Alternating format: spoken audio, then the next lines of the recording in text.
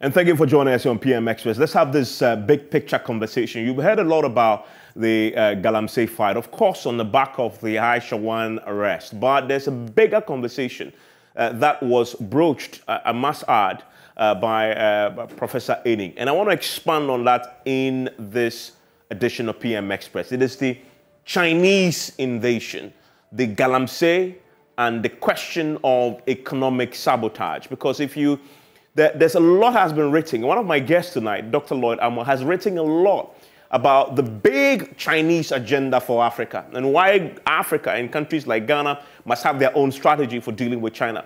It's this Galamsey challenge that we're dealing with right now, with the involvement of the Chinese, part of a bigger China plan to dominate Africa. And if you look at a plan that I was reading just before I came on, the 2035 vision for China-Africa cooperation, which, by the way, the Chinese manipulated quite nicely to tie in with their own vision 2035, by which time they want to achieve global economic dominance better than they have currently. You see there's a bigger plan at stake here. And maybe we are missing the point. And you're not surprised then, when the first time that Aisha One was arrested, we had a senior minister saying almost our economic survival, as far as our dependence on China is concerned, was reliant on that one single individual. Why was he saying that? That pronouncement should signal that there's something bigger happening. Whether or not the Chinese were involved or not, the senior minister, a very experienced economist, who was one time a very renowned economist of this, finance minister of this country, make that point. It didn't come out of the vacuum. When you're dealing with China, it tells you that something else is happening in this whole Galamsey fight that we may not have looked at. And it's part of a bigger conversation that I want us to have when it comes to the possibility of China attempting to dominate, the world. And of course, they see a lot of resources in Ghana and using that as a way to get there. And I'm delighted to say that I'm joined by the people who understand this. Dr. Lloyd Amo in particular will get his thoughts on this very quickly. But let's start with the Galamsey question. And if you look at it, the Chinese embassy in Ghana, they've been making all the nice, right public pronouncements on the subject. We support Ghana government to crack down on Galamsey, something that they've been saying for a while. That is what they say publicly. But what is it that they say to our officials in private? For me, that's where the focus really is. And that Osafo Mafo's very infamous comment betrays a certain undercurrent that we may not have, explored in greater detail. Now, I want to present to you some very interesting, fascinating stats that my research team picked up from the Global Initiative Against Transnational Organized Crime. And they record that as of 2017, there were 200,000 people were engaged in Galamsey in Ghana. 200,000 people. And nearly 3 million rely on Galamsey for their livelihoods. That tells you that this is a big industry, the Galamsey industry. It's pretty huge and significant indeed. Now, this is a slide that really fascinated me when I looked at that. And it just brought the issue home for me, right? Because, again, the Global Initiative Against Transnational Organized Crime found that Ghana attracted 50,000 gold seekers from China alone. Just imagine that. Ghana, we attracted 50,000 gold seekers from China alone, according to what they found. And I really want to highlight that because that makes the point, and we may not have properly appreciated this, right? 50,000 gold seekers from China alone in Ghana. That's in 2017. I don't know what the number is currently because 2017, 2022, it's night and day, right? So it's possible this number is higher. It's possible it's reduced. But everything else shows that there's a very good argument to say that this 50,000 is understated. And it will be far more Chinese operating in our mining sector than that. Gold seekers. Gold seekers. And so these are not your properly licensed Chinese operators that we have. They came here to seek gold, and they may be operating illegally, right? 50,000, that's a lot. And one Galamsey kingpin, and this for me is the one Galamsey kingpin allegedly employs over 300 Chinese. 300 Chinese migrants, workers, together with a number of Ghanaians. So begin to appreciate what we are talking about here. One Galamsey kingpin, and Aisha one is a kingpin, right? And it is estimated by the Global Initiative Against Transnational Organized Crime that 300 Chinese will be employed by one, right? And how many of the 5,000 we have here are the kingpins and they're employing a lot of these people? So this is a big problem. We are talking about the China problem here. It's a big one that we haven't really begun to deal with. And why we haven't begun to deal with is everybody's guess, because China is wielding a significant economic gavel on this matter, right? And towards the end of my presentation, I'll tell you why that gavel is significant and why government may struggle a bit to deal with this problem that I am highlighting here for you, the involvement of the Chinese in illegal mining. Why we are struggling with this, because of the gavel that they're wielding. And that Osafo pronouncement is a key one. Now, let's expand this conversation a bit more. And this is the population of non-Ghanaian living in Ghana, right? And if you look at it, the Asian population is what I want you to focus on for me, because that's where you find the Chinese. That's 11,000, right? So that's a broad number.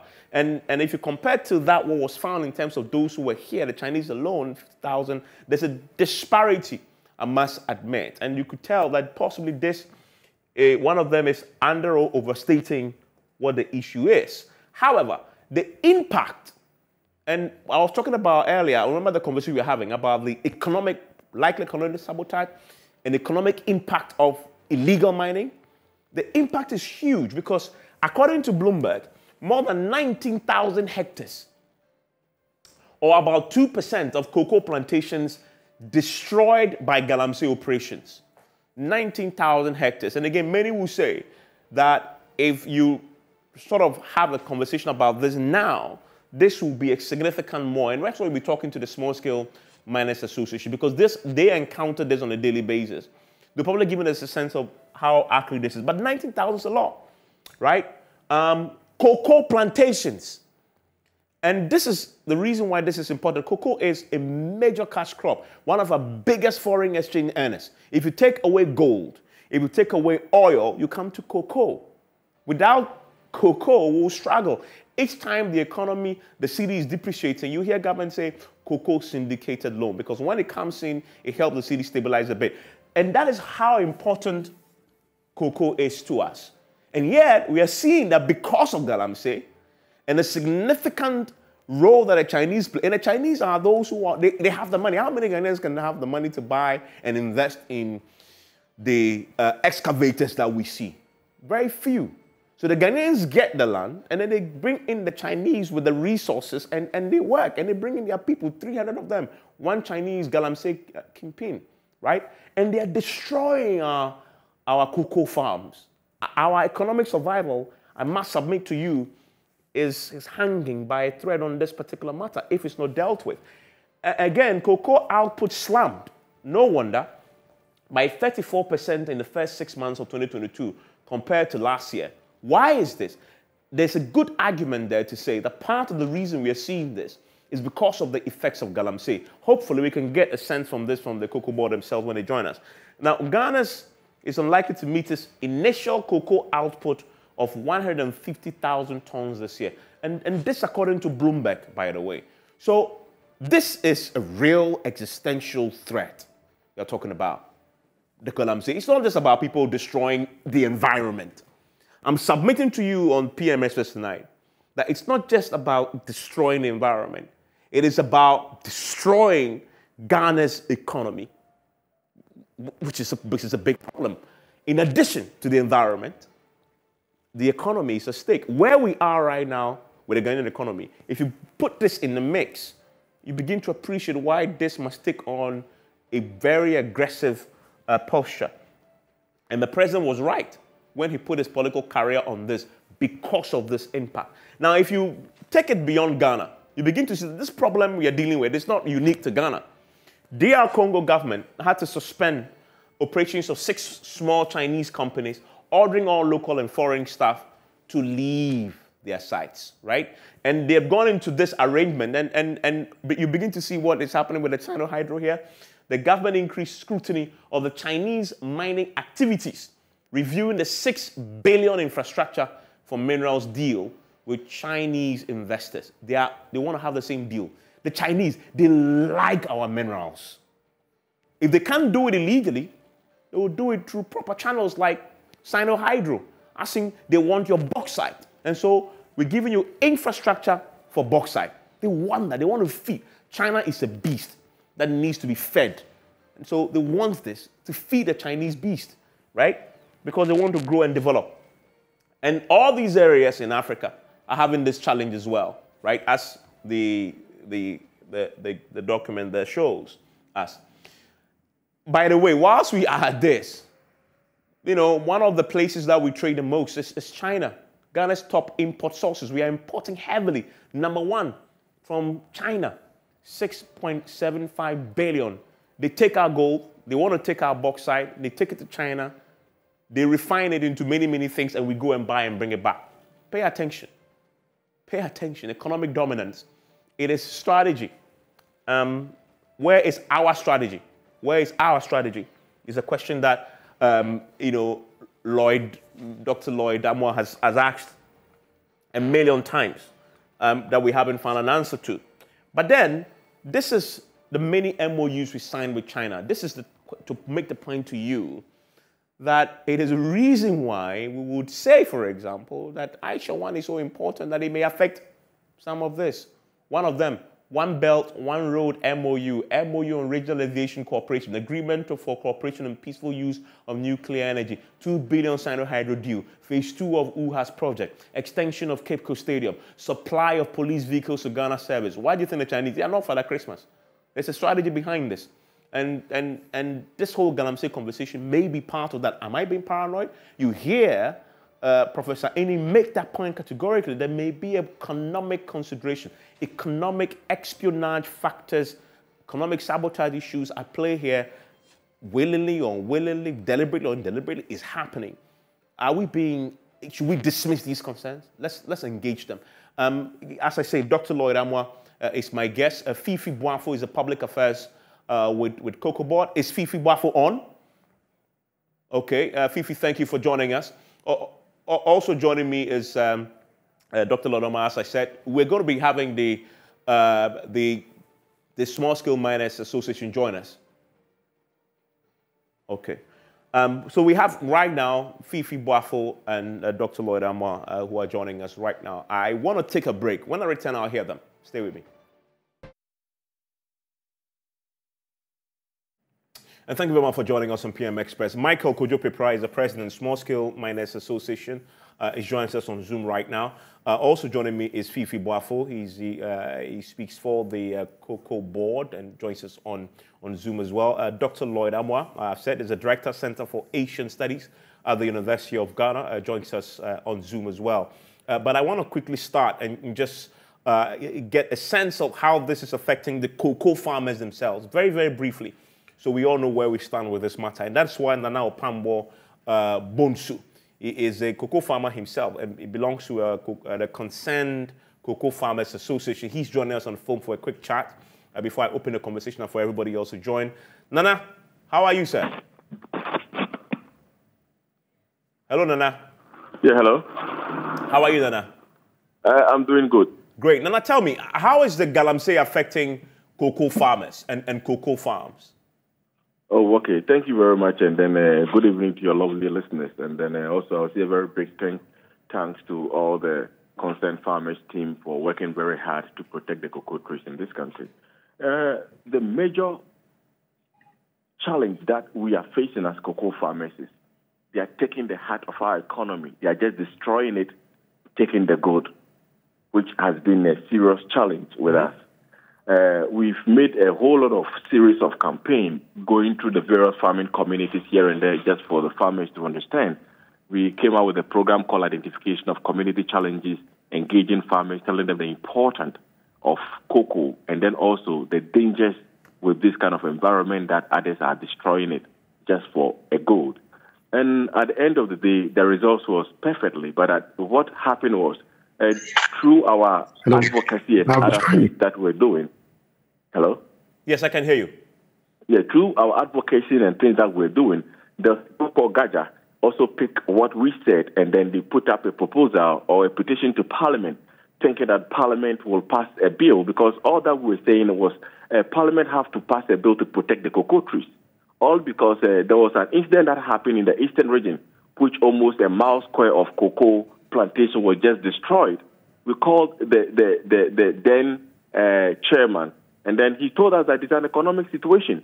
A farmer can choose to destroy his cocoa and plant rubber, which was very heartbreaking, all because what we know is cocoa is the backbone of our economy. Yeah, it is nothing. What I'm interested in is Galamsey specifically.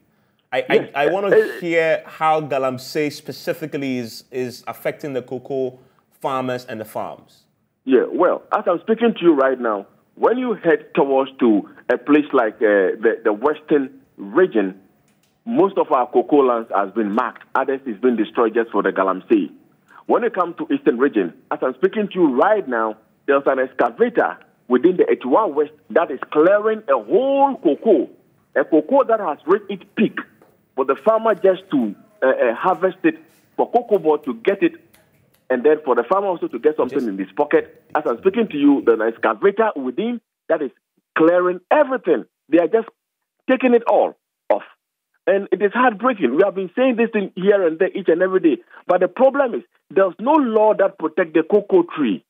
That is what we are advocating for. That before a cocoa board will be given a seedlings for a farmer, a cocoa board needs to sign agreement, or a farmer needs to sign agreement between him or her with cocoa board. So at the end of the day, this is my land. Cocoa board don't have any land. What cocoa board they are saying is it is a land tenure system. They don't own the land. So a farmer can choose to take his land to do any other thing. But what we, the concerned farmers, we are saying is cocoa is the backbone of our economy. So in this case, when we give the seedlings out for free, and at the end of the day, others are just destroying it just for gold and other things, at the end of the day, it will come to square zero. Okay, is it a situation that the cocoa farmers themselves are giving up their land, their cocoa farms, for Galamsey purposes? Well, with our identification of community challenges, there are some people that they are giving their lands, but some are not giving their lands. When you go to Chebi, for instance, like Abraham Edusei, the Savior Church of Ghana, the CEO, his farm was given for a concession just to destroy it. It was the concerned farmers that came in to intervene and even demonstrate, just tell the people that, no, we will not give a chance for this cocoa to be destroyed, because this cocoa is a global award-winning cocoa farm. So the situation now is concession is being given, and then those that they are giving the concession, we don't know whether they know that it is a cocoa growing area or it is not, or maybe they don't even go to the field to inspect, because mostly why they are doing this kind of illegal activity, it is the cocoa growing areas. Okay. That is what is happening.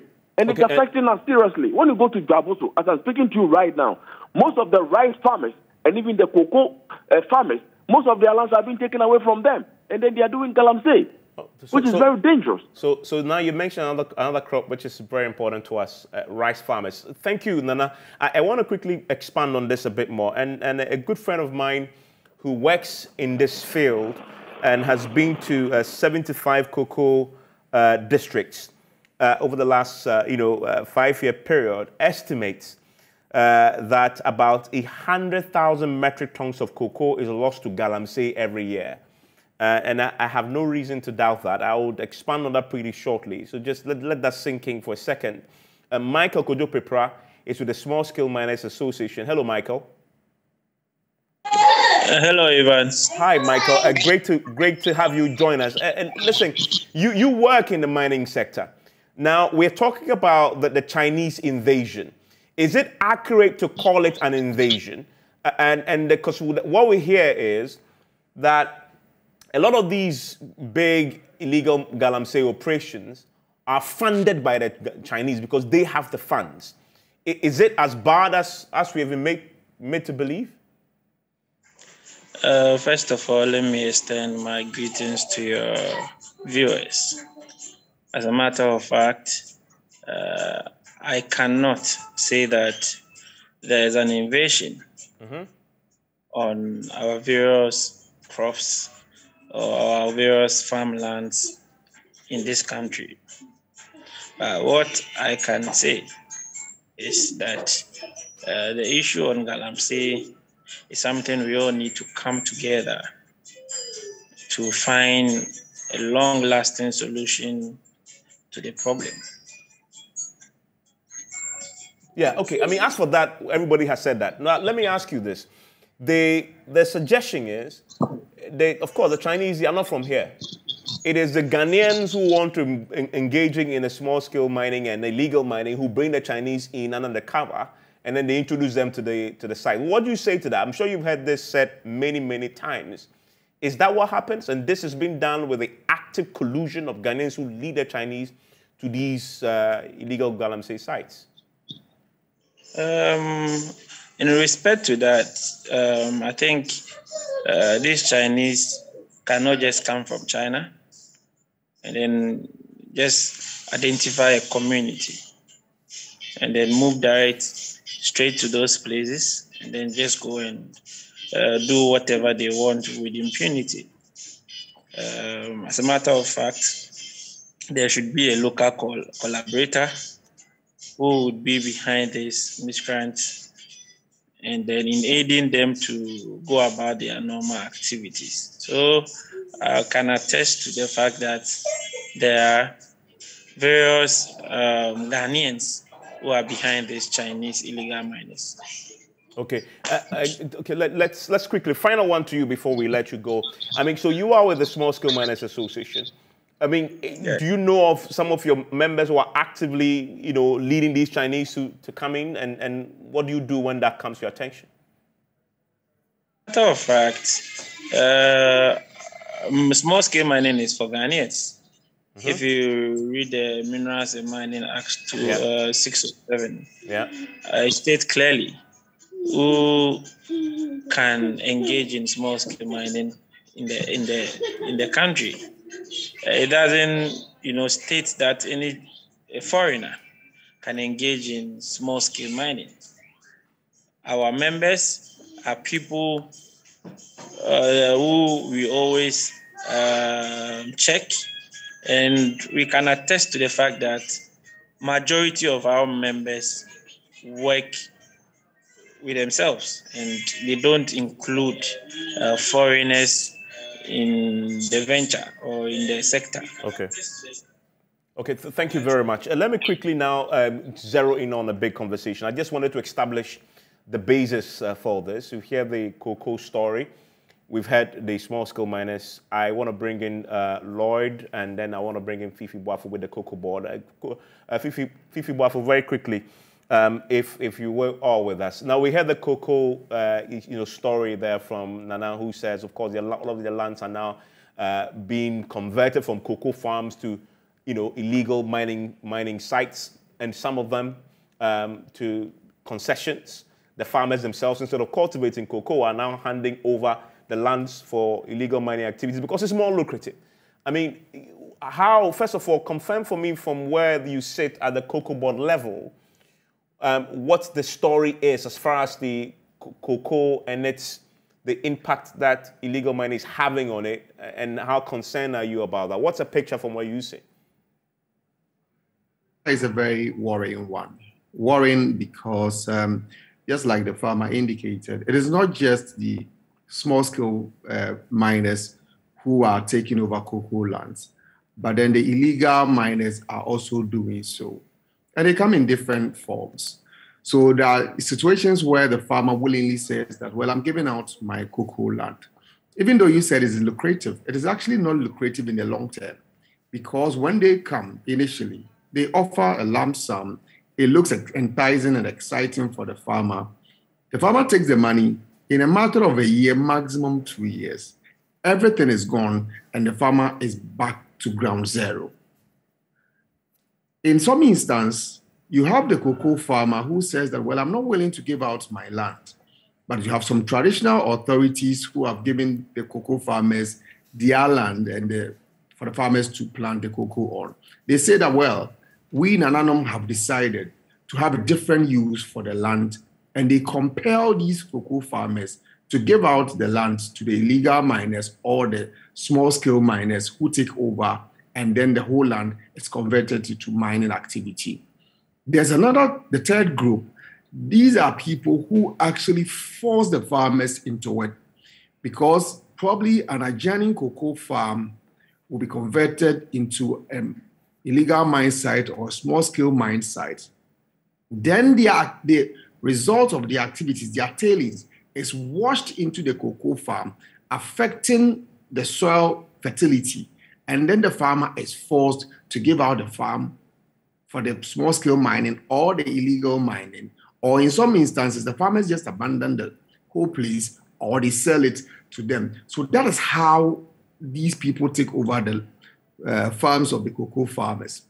But beyond it, if you look at some new farms Cocoa Board has actually rehabilitated, these are farms that were moribund or they were diseased. Cocoa Board has been able to source funding to help the farmers to start them afresh. These newly rehabilitated farms, in some instances, you have these illegal miners or the small-scale miners. They go and take over these new or fresh farms, and then they convert them to legal mining sites or the small-scale mining site, if you like. You indicated the figure quoted by Bloomberg, about 19,000 hectares. This was work that was done by Cocoa Board at the beginning of the year. Okay. The team is working on that now. So the figure, obviously, as you indicated, will be more than what we initially reported beginning of the year. The figure will be more than that. And the activity of the small-scale miners and the illegal miners are ongoing, and then they are converting cocoa lands into mining sites, and it's a worry to us as Cocoa Board and to us as a country. I mean, Fifi, stay with me. And so you begin to appreciate, and as I said at the beginning, cocoa is one of those things that drives this economy. Our livelihood, our survival, arguably depends on what we get from cocoa. Just look at the city's depreciation. Government is desperate to have in the cocoa syndicator loan to just stabilize the city. If you destroy that, as Cocoa Board is just saying, then you begin to see what the impact is overall. And let me bring in the Chinese angle now. And Dr. Lloyd Amma is now joining me. Doc, we had the small-scale miners say, well, it's no Chinese invasion. But the data suggests otherwise. You have, according to the Global Initiative Against Transnational Organized Crime, 50,000 gold seekers from China alone are found in Ghana. Ghana attracted 50,000 gold seekers in 2017 alone. And they also document that one Galamsey Chinese kingpin is employing 300 Chinese migrants, right? Now, I know you've written about this quite extensively, about how China deliberately has developed a strategy in its relationship with Africa. When Professor Aining, for example, suggests that there's a bigger economic conversation that we need to have with these Chinese participating in a legal mining space, is he being paranoid or that he's onto something there? Well, I mean, first and foremost, we must understand that there's a sense in which the Chinese initially were in many ways confined to the Chinese territory regarding their economic activities. Of course, they were engaging the US and all of that. But the Chinese migration mainland, right? But over the decades, there's been a deliberate policy that allows the Chinese generally, to fan out into the world and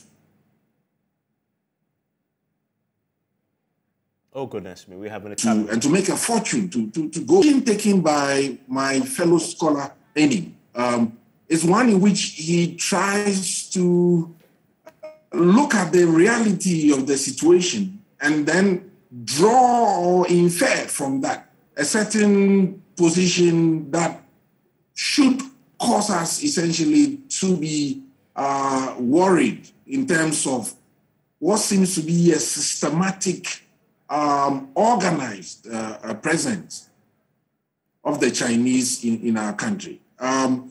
So that when you kind of look at China itself, the ways in which it's attempting to extend its economic reach and strengthen its economic muscles, you know, and the ways in which all of that connects to the African continent as an important area for China's future, resources, space, market, population, and all of that.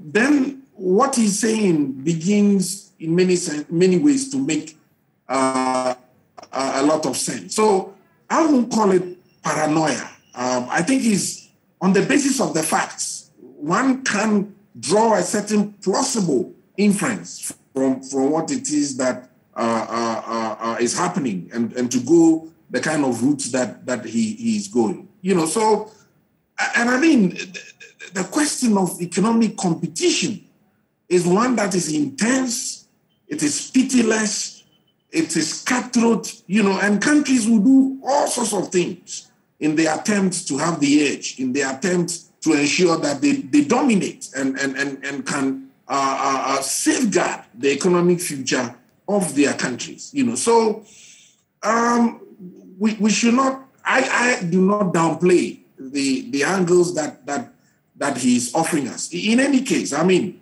a notable scholar like Ali Mazrui, way decades ago, for example, was telling Africans about the importance of industrial espionage and all of those things. You know, the need to find both, you know, covert and overt means of safeguarding a nation's economic interests are not something that are far-fetched, you know. So there's a certain grain of value in the inference that he's making. Yeah. He cannot prove it for sure, but as scholars, we look at the data and we look at the patterns and we look at the systematicity of events, and then we can draw our conclusions. I mean, how is it the case that we have all of these Chinese nationals in our hinterland with this particularly debilitating technology, the Shanfan, that have been placed on our river bodies, the Ankobra, the Ofin, the Densu, the Pra? These people, look at the picture, they live on these rivers and day and night are dredging, you know, the riverbeds of these. These are great rivers for centuries and for millennia. They have. Oh, goodness me, we our native groups, and later on the modern Ghanaian state with its survival, with its economic backbone. Today, how is it possible that you have people of China, you know, right, you know, to Ghana and into the hinterlands, to the forest areas and all of that. And so, I mean, how do they get the passports? How do they go through immigration? We know that the Chinese system is a very particularly tight system when it comes to the moving out of their citizens. And given the fact that in recent times, we have seen the ways in which the Chinese state is using information technologies, surveillance, what we call surveillance instruments, and all of that. The 5G, you know, has afforded China immense technological capacities to track its citizens. In fact, all kinds of things are happening. Face recognition technology and all of that. So the Chinese know who is moving where in many ways. But very quickly, Dr. Am, are you suggesting that for the Chinese operating in Ghana's illegal mining sector, it's very, very possible that the Chinese state knows where they are and what they're doing? Yeah, I mean, the Chinese have tabs on their citizens in many ways, you know. In my view, there's no way that, given the Chinese system that I know, that its citizens would fan out into territories as far-flung comparatively, I mean, in terms of space and distance, as far-flung as Ghana, and the Chinese authorities will not be aware. They issue the passports you know, and all of that. And they have, even in China, internally, for you as a Chinese citizen to move from the non-zone areas, by non-zone I mean the rural areas, and come to the cities, you need a pass. You need a pass to be able to come to the bustling coastal areas. And the Chinese keep tabs on that. You know, for example, you can't move from, say, let's say, some part of Wuhan where you were not born, and then all of a sudden appear in Beijing. If you don't have the pass, you cannot go to school, you can't access health, you cannot find accommodation, etc., etc. And this, for example, is what has generated the problems with migrant workers in Chinese cities, and the parlous, horrendous, circumstances under which they live, and the low wages that they get, etc., etc. Yeah, so if you extrapolate that logic, that internal logic, to a broader movement of Chinese citizens across the world, then immigration-wise and all of that, there's a sense in which the Chinese state is connected or cannot be completely removed in many ways. Yeah, I mean, and finally, let me ask you before I bring in the Deputy Minister for Lands and Natural Resources, who is joining us, Mr. Mrekuduka. You wrote an article for the London School of Economics, and this was in February this year, in 2022, in which you expand on the why Africa strategy matters for dealing with China. And in there, you touch on something I want to explore a bit more, and very, very briefly, so I can bring in Mr. Duka, because that goes to what I'm trying to drive at and understand. So China has a 2035, vision for working with Africa. However, the Brookings analyzed that document and comes to the conclusion that China, in agreeing that document with us, made sure that it tied in with its own grand vision of China Vision 2035, same year it ends, which was approved by the 5th plenary of the 9th Party Congress in 2020. By which time China wants to be a more superpower when it comes to economic dominance of the world. Might I ask you that if you look at how this sort of ties in with their own vision to dominate the world economically, what is happening in Ghana may feed into a bit, because of course, you made it the point, that there's a deliberate China state policy for the Chinese to go out into the world and explore and bring the wealth back home. No wonder you read in the data that we shared that back in 2016, for example, 2.6 billion worth of gold left Ghana through Galamsey. Question is, where did that go? You could argue a lot of that possibly ended back in China, right? My question to you is, if we put that in context, knowing the Vision 2035, could this be part of this broader economic domination that China wants to, and Ghana is simply a pawn in that and being exploited for the purposes of the Chinese state grand vision? Of course, I mean, if you look at the Ghanaian policy, one, I remember very vividly, clearly, we worked on a China policy for this government. The presidency, stood up a team, and I was the secretary to the team, and we drew up a China policy document for Ghana. What has happened to that? Because you need a framework to engage this behemoth, this leviathan of a country. So to the extent that you have this porosity, this almost Rip Van Winkle kind of state of stupor in which we are, where there's no clear-cut sense of how to engage China in various areas, at the level of economy, at the level of technology, at the level of trade, and all of those big questions, at the level of investment. The effect then is that you have, in terms of the competition, between the two sides, one is weak and one is strong. And the stronger side would effectively exploit the weaker side. And so therefore, and the Chinese are showing how clear in their minds where it is that they want to go. This China-Africa policy document comes on the heels of two other ones. The first one was issued, I think, in in 2010, and then it was updated. And this is the third one.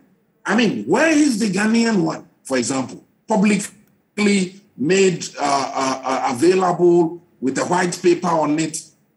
You know, the institutions that are supposed to run with it, the personnel, the resources, the investment, the intelligence, the security angles, the immigration angles. Where is it? So what you have is a country, this our republic, with a lot of chinks, too many Achilles heels. And of course, the Chinese would exploit it. I mean, the development, as I've said, is warfare. We think it's some kind of joke. Look at what is happening to our land. These are the scars of war. I mean, it's obvious. These are the scars of war. How do we reclaim this land? This land given to us by our ancestors for millennia, they have remained. They lay there pristine. We came to meet it. The Pra, the Ankobra, the Tano, the Ofin, mighty rivers that have given us food, water, nourished us, given us life. They are part of the warp and woof of our very bodies and souls. These rivers are part of our myths of existence, our legends and all of that. And here we are. The Chinese have brought a technology, Ghanaians fronting, and here we are. You know, look at the soils and the effect on these soils and the land and all of it. How are we going to reorganize ourselves with this? You just touched on something that we sort of ignore in the midst of the conversation, that he said they have brought a technology. And that technology is actually named Shanfan. Without a Shanfan, we will not have the scale of illegal mining. And it is is the creation is the creation of the Chinese. So your argument is that this illegal mining invasion that we are seeing from the Chinese could actually be part of a grand economic plan. I mean, of course. I mean, countries in the world today, I mean, are at each other's throats in many ways than one regarding survival. You understand? They are corralling markets. They are trying to be the first movers in technology. They are trying to be, controlling change and all of it.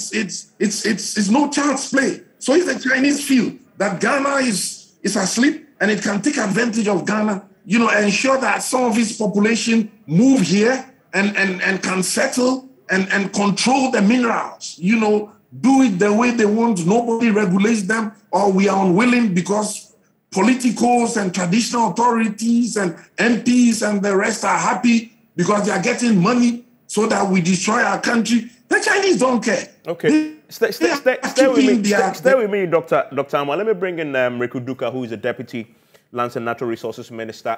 Thankfully, he can give us his thoughts on the fight. I know they've been at it for quite some time now. There have been challenges, but I know they haven't stopped. Mr. Duka, thank you for your time here on PM Express.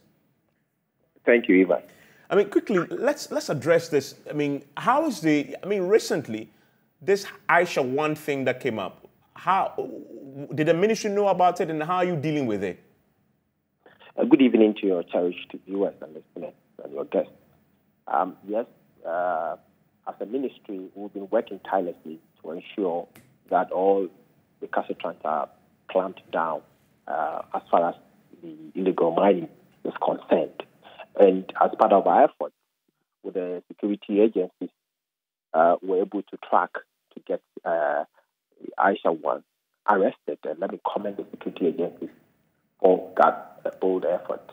And it's part of our strategy as a ministry and as a government to make sure that at all costs we protect our river body, we protect our heritage as a country. People say that are we losing the fight? I would say that no.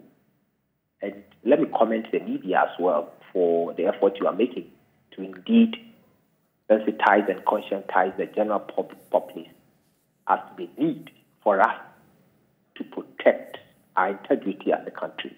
It is important and key we've laid down various strategies, making sure that we procure both for immigration officers, for naval command, for all security agencies who can be brought on board to fight this canker. We've also secured measures of putting people in place at various points where they'll be patrolling the river bodies especially.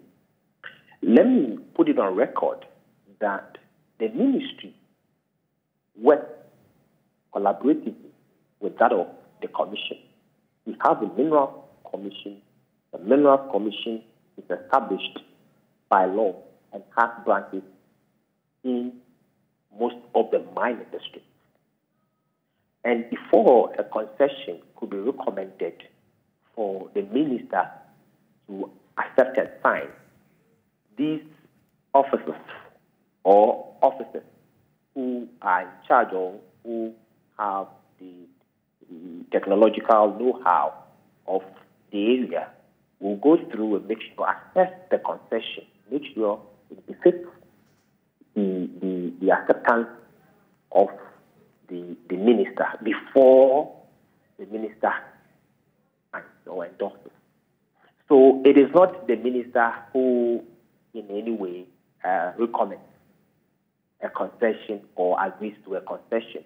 The Minerals Commission has to go through all the necessary processes before they bring any document for the minister to sign. So I've heard the argument that there are areas that have been, in a way, ring-fenced for mining where there were supposed to be cocoa farms. These are areas that the district directors of agriculture and district directors or officers of Minerals Commission could reconcile before bringing them up. And they have an arrangement of even working through the various district assemblies. And luckily, the ministry has also constituted various district mining committees in the various mining districts. So this mining committee has to make sure they also go through the needed... Yeah. I mean, Mr. Duka, before you join us, we're talking about the Chinese angle to this problem. And we heard earlier from the small-scale miners that the law bars, foreigners from engaging in small-scale mining. And we know Galamsey is small-scale mining broadly.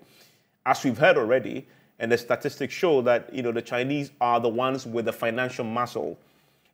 So what specifically for me, as you deal with this problem, how are you dealing with the Chinese factor in the illegal mining space?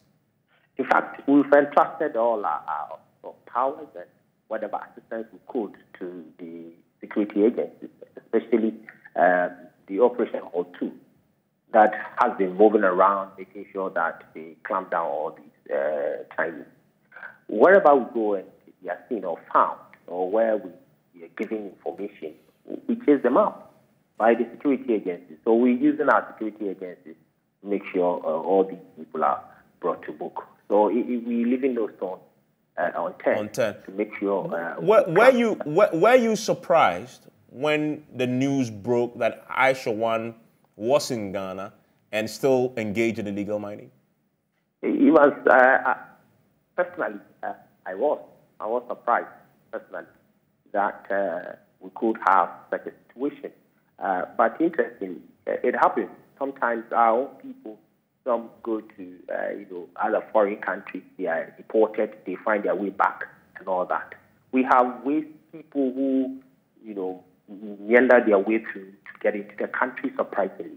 And I'm told, reliably told, that she went to Togo and did not use the appropriate, former channel to the country.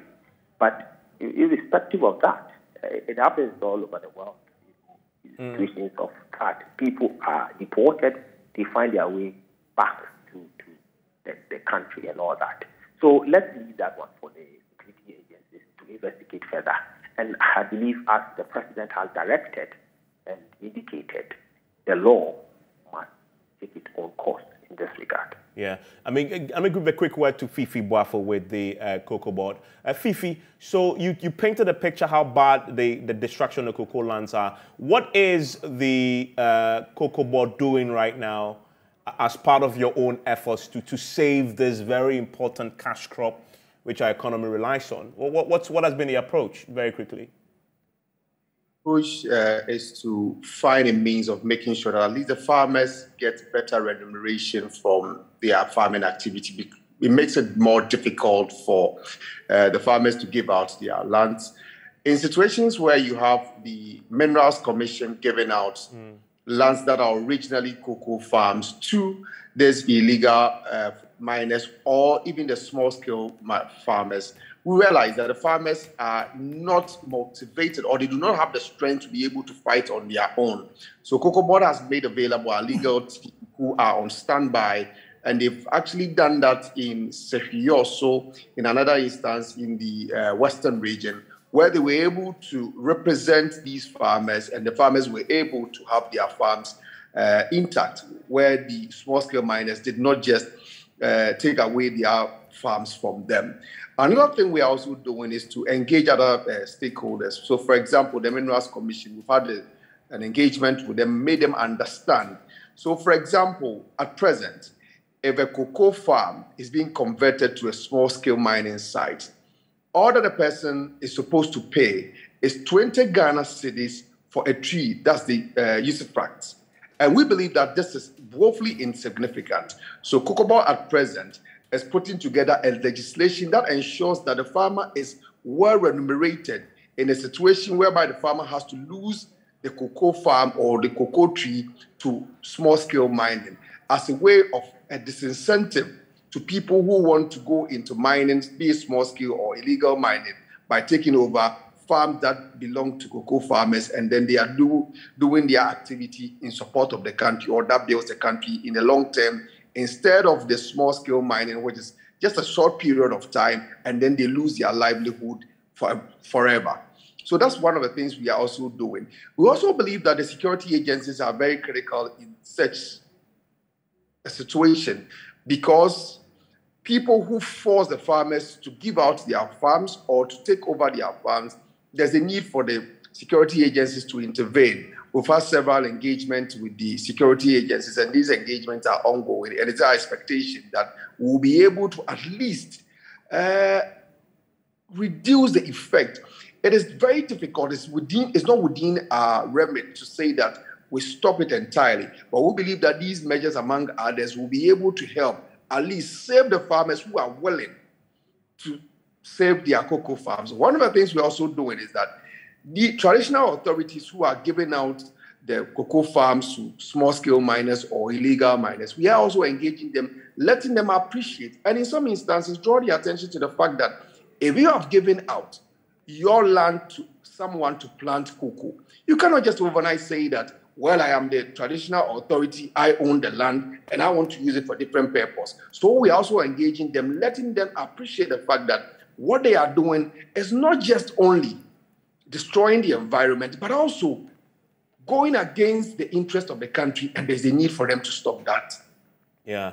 I mean, Fifi, thank you very much. Listen, this is a big conversation that we need to explore. We've explored a lot the impact on the environment, as you see on the shots there, but the economic aspect of this is what we are beginning to appreciate now. And Dr. Lloyd Ambua, I'm grateful for helping us appreciate the grand scheme of things, where this is when it comes to dealing with the Chinese state. And maybe at some point, we need to be exploring a diplomatic solution at that level when it comes to dealing with the Chinese invasion of our illegal mining and small-scale mining space, because of how big it is when it comes to the economic survival of this country and economic dominance of China. Listen, we'll come to this and explore it a bit more. And for many who work in the space, they've been sending messages to tell me there are two main issues affecting cocoa right now.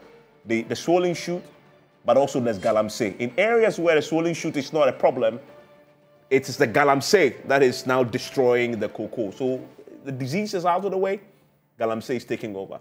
Chew on that. A crop that gets us billions and billions of dollars a year. Enjoy the rest of your evening.